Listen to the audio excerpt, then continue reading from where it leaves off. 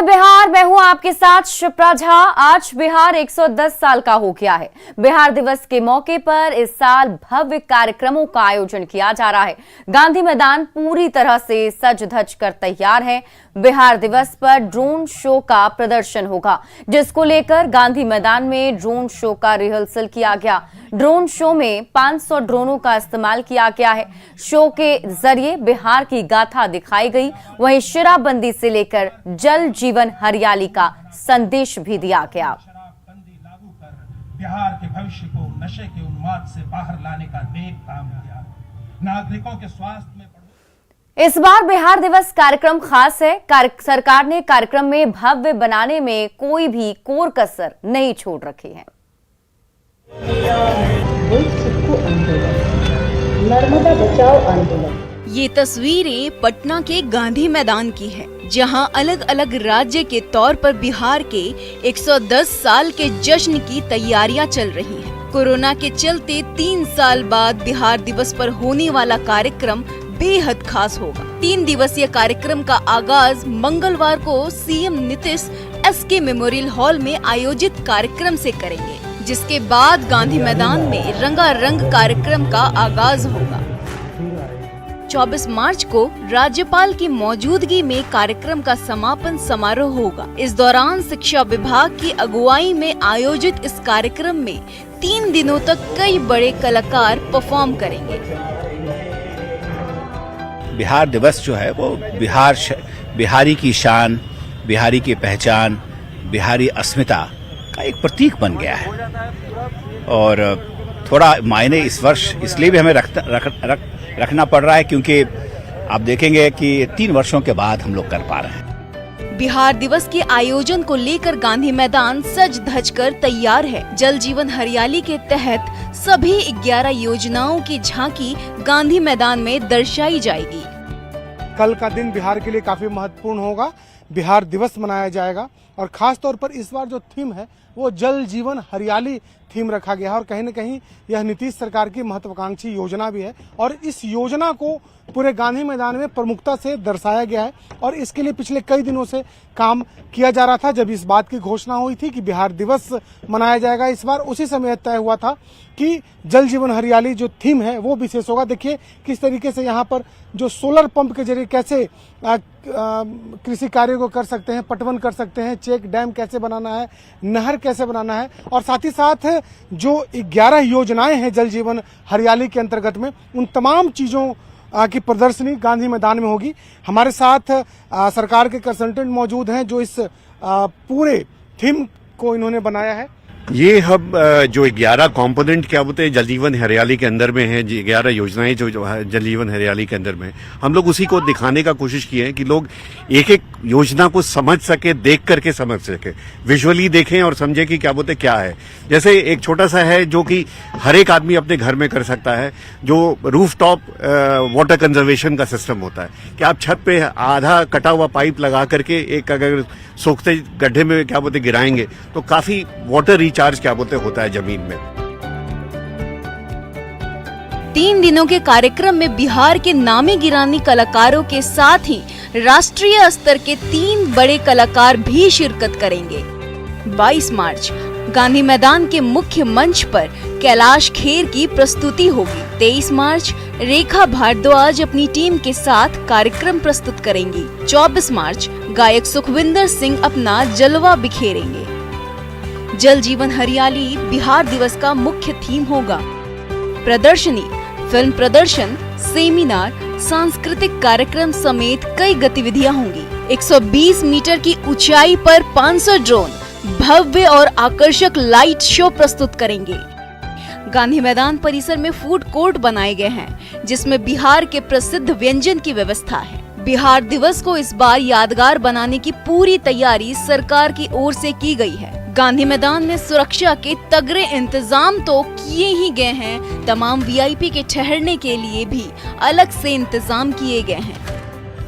पूरा आयोजन 3 दिनों तक चलेगा और इस दौरान लोग कहेंगे वाह बिहार। न्यूज़ 18 के लिए पटना से शैलेंद्र की रिपोर्ट। और अब बात सियासी खंजर की। सियासत में वैसे तो वक्त के मुताबिक खंजर चलते हैं, लेकिन सहनी की सियासी पीठ पर एक खंजर 3 अक्टूबर 2020 को चला था और दूसरा चला अब। दोनों खंजर आरजेडी की ओर से चुभोए गए हैं, लेकिन इस बार सहनी ने भी खंजर का जवाब खंजर से दिया है।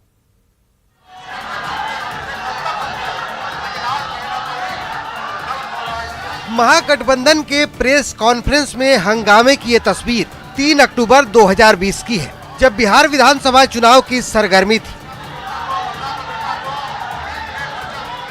उस वक्त सहनी महागठबंधन का हिस्सा थे। महागठबंधन में सीट बंटवारे का ऐलान होना था, तभी बड़े नाटकीय अंदाज में भरी पीसी में सहनी ने महागठबंधन से अलग होने का ऐलान कर दिया और आरजेडी पर पीठ में खंजर भोंकने का आरोप लगा दिया। सुनिए तब मुकेश सहनी ने आरजेडी के लिए क्या कहा था। मैं सनत मल्ला, अति पिछड़ा का बेटा, अभी जो हमारे साथ जो हो रहा है, कहीं ना कहीं पीठ में खंजर भोंकने का काम किया जा रहा है। इसलिए मैं गठबंधन से बाहर जा रहा हूँ। पीठ जो धोखा नहीं हुआ, पीठ में खंजर भोंका गया। कल तक 25 सीट और डिप्टी सीएम का बात था, इसके लिए सिर्फ धोखा नहीं हुआ, पीठ में खंजर भोंका गया है। महागठबंधन के डीएनए में गड़बड़ी है। तकरीबन 1.5 सालों बाद अब आरजेडी ने एक बार फिर सहनी की पीठ में खंजर भोंका है। बीजेपी से जारी खींचतान के बीच मुकेश सहनी अमर पासवान के नाम पर ताल ठोक रहे थे, लेकिन इससे पहले कि सहनी अपनी सियासी राह मजबूत करते, घोड़े पर सवार होकर अमर पासवान ने सहनी को ऐसी लताड़ लगाई कि 2020 के खंजर का जख्म एक बार फिर ताजा हो गया। आरजेडी से बात हो गई? जी राजद मैंने ज्वाइन कर लिया है। आपकी बात हो गई, आप ही चुनाव लड़ेंगे? जी हम ही चुनाव लड़ेंगे। आरजेडी से कंफर्म? जी आरजेडी से कंफर्म। नॉमिनेशन कब करना है, क्या कहा गया है पार्टी की तरफ से? अभी बात चल रही है और मैं आपको आगे बताऊंगा। जाहिर है अमर पासवान को बोचहा के मैदान में उतारकर आरजेडी ने सहनी को असहज कर दिया, लेकिन इस बार सहनी ने भी खंजर का जवाब खंजर से दिया है और आरजेडी नेता रमई राम की बेटी गीता देवी को बोचहा के मैदान में उतारने का ऐलान कर दिया। यहाँ पे हमारी अपनी वजूद की लड़ाई कि कोई लोग हमारे घर को कब्जा करना चाह रहे हैं, हमारे घर में घुस रहा है, तो हमारा अभी एक ही लड़ाई है कि उस घर से उन लोगों को बाहर निकाला, क्योंकि वो घर हमारा है और हम अपने घर में किसी को घुसने नहीं देंगे। वो हमारी लड़ाई होगा और फिर उसके बाद आगे की बहुत बड़ी लड़ाई होगा। उसके लिए हम लोग तैयार हैं, मजबूती से हम अपने घर को सुरक्षित करने के लिए हम लोग लड़ेंगे। पटना से न्यूज 18 के लिए अमित कुमार के साथ रवि एस नारायण की रिपोर्ट। आरजेडी छोड़ वीआईपी में शामिल हुए रमई राम और गीता देवी तेजस्वी यादव पर जमकर बरसे। दोनों ने तेजस्वी यादव पर वादा खिलाफी के साथ दलितों के अपमान का भी आरोप लगाया। साथ ही ये भी कहा कि तेजस्वी यादव का सीएम बनने का सपना कभी भी पूरा नहीं होगा।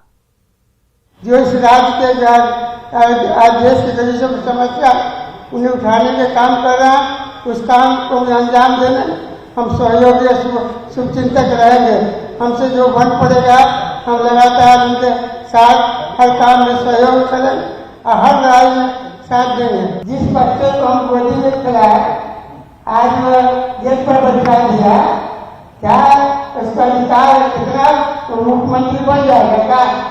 मुख्यमंत्री बनने के आज जब दलित के साथ हम ही लोग के वोट पर राज कर रहे हैं, लोग राजा बने हुए हैं, दलित शोषित का वोट लेके अखर रहे हैं कि हम मुख्यमंत्री बनेंगे। देखिएगा भविष्य में मुख्यमंत्री नहीं बनेंगे, जो है वो नाश होगा, बर्बाद हो जाएगा। ये तेजस्वी यादव को कह रहे हैं। अफवाह किस तरह लोगों को गुमराह करती है और उसके हिंसा के लिए उकसाती है, इसका उदाहरण बेतिया में देखने को मिला। बेतिया के बलथर में पुलिस हिरासत में जिस युवक की पिटाई का आरोप लगाकर लोगों ने थाने को जला दिया और पीट पीट कर एक हवलदार की हत्या कर दी, असल में उस युवक की मौत मधुमक्खी के काटने से हुई। इसका एक्सक्लूसिव वीडियो न्यूज 18 के पास है। बलथर के आर्या नगर से अनिरुद्ध यादव को पुलिस हाजत में बंद भी नहीं कर पाई थी। चापाकल पर मधुमक्खी काटने के बाद वो तड़पने लगा और पुलिसकर्मियों ने उसे कंबल देकर सुरक्षित करने की कोशिश भी की थी। न्यूज 18 के हाथ लगे वीडियो में हर तस्वीर साफ दिख रही है जो आपके टीवी स्क्रीन पर है। देखिए, डीजे बजाने के आरोप में गिरफ्तार अनिरुद्ध यादव चापाकल पर जाता है, जहां मधुमक्खी की झुंड उस पर वार कर देती है, जिससे बचने के लिए वो तड़पता है और वहां से भागता भी है। थोड़ी दूर जाकर लेट जाता है। मधुमक्खी से बचाने के लिए पुलिस एक कंबल देती है और नीले कपड़े में अनिरुद्ध यादव मधुमक्खी से बचने के लिए छुपने की कोशिश करता है, जो तस्वीरें आप देख भी पा रहे हैं।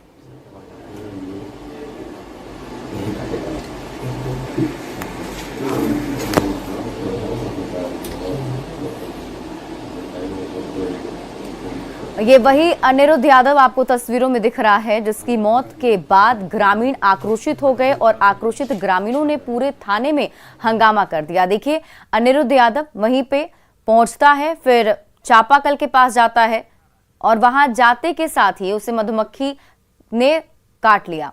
हमारे साथ हमारे सहयोगी मुन्ना राज अधिक जानकारी के साथ जुड़े हुए हैं।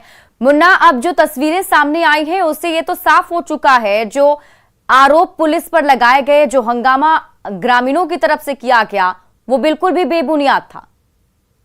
निश्चित तौर पर जो न्यूज 18 के हाथ जो फुटेज लगे हैं उसके हिसाब से 3 तस्वीरें हम लोगों ने देखा है।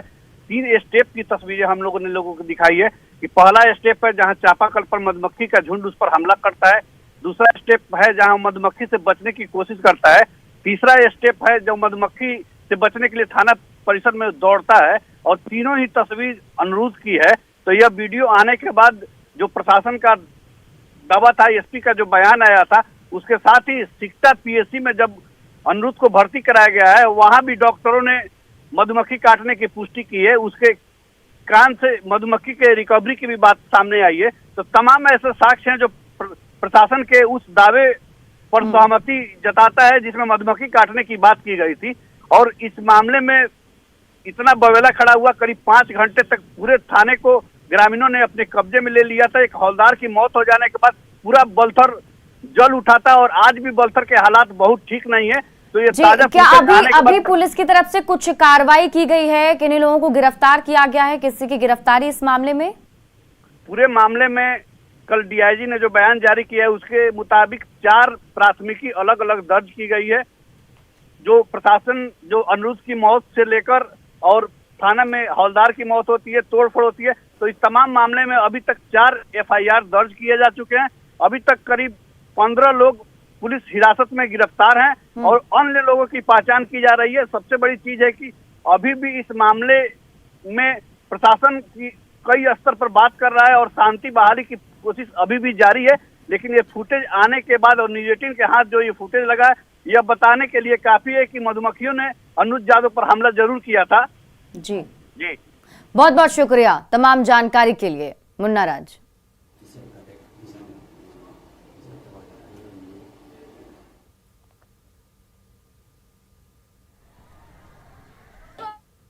राम हर इंसान के दिल में बसते हैं, चाहे वो किसी भी धर्म का हो। हम ये बात इसलिए कह रहे हैं क्योंकि चंपारण के इश्तियाक अहमद ने रामायण मंदिर के लिए 1 लाख 2 लाख नहीं बल्कि 2.5 करोड़ की जमीन बिना कोई पैसा लिए दे दी है, मतलब दान में दे दी है। ऐसा उन्होंने क्यों किया, जानिए इस रिपोर्ट के जरिए।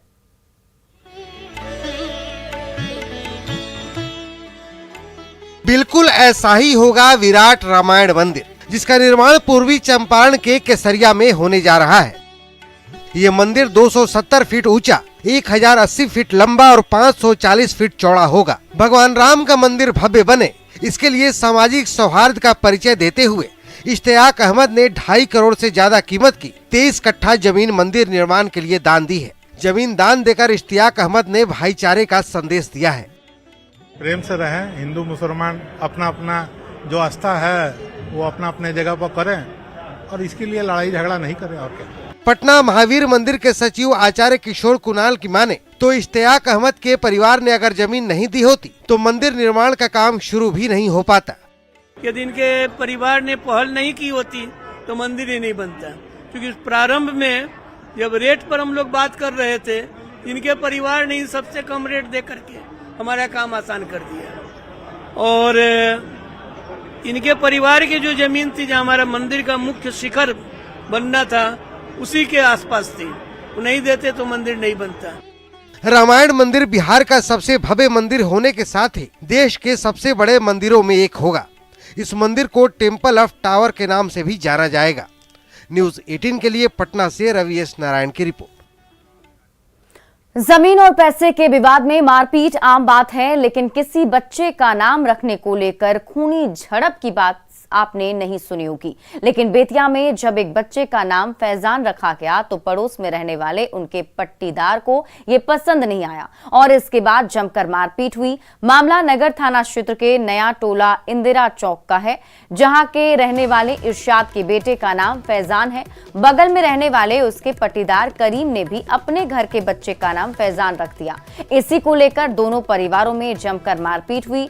लाठी डंडे के साथ ईंट पत्थर भी चले, जिसमें दोनों तरफ के 9 लोग घायल हो गए हैं। खबर पटना से है, जहां देर रात जक्कनपुर थाना क्षेत्र के पोस्टल पार्क इलाके में अपराधियों ने एक युवक प्रशांत कुमार पांडे की गोली मारकर हत्या कर दी। आलमगंज इलाके का रहने वाला प्रशांत पोस्टल पार्क में अपने मामा के घर पर रहता था। अपराधियों ने उसके सर में गोली मारकर उसकी हत्या कर दी और मौके से फरार हो गए। फिलहाल पुलिस ने शव को अपने कब्जे में ले लिया है और सीसीटीवी फुटेज के आधार पर अपराधियों का सुराग लगाने में जुटी हुई है। कौन है और क्या कुछ घटना स्थल पर आ पाए, क्या कुछ साफ हुआ? इसके बारे में पता चला है कि ये आलमगंज का रहने वाला है जी, और वहाँ से बहुत बार जेल जा चुका है। उसको पहले भी एक बार गोलीबारी हुई थी। शराब तस्कर बताया जा रहा है ये क्या? आयोजित 3 दिवसीय अंग महोत्सव सह बिहार दिवस के मौके पर मुंबई से पहुंचे गायक शशि सुमन और मान्य नारंग ने अपनी गायकी से लोगों का दिल जीत लिया। दोनों गायक के परफॉर्मेंस देखने के लिए जिले के तमाम वरीय पदाधिकारियों के अलावा भारी संख्या में लोग पंडाल में उपस्थित थे। गायक शशि सुमन और मान्या नारंग के गाए गानों पर लोग झूम उठे।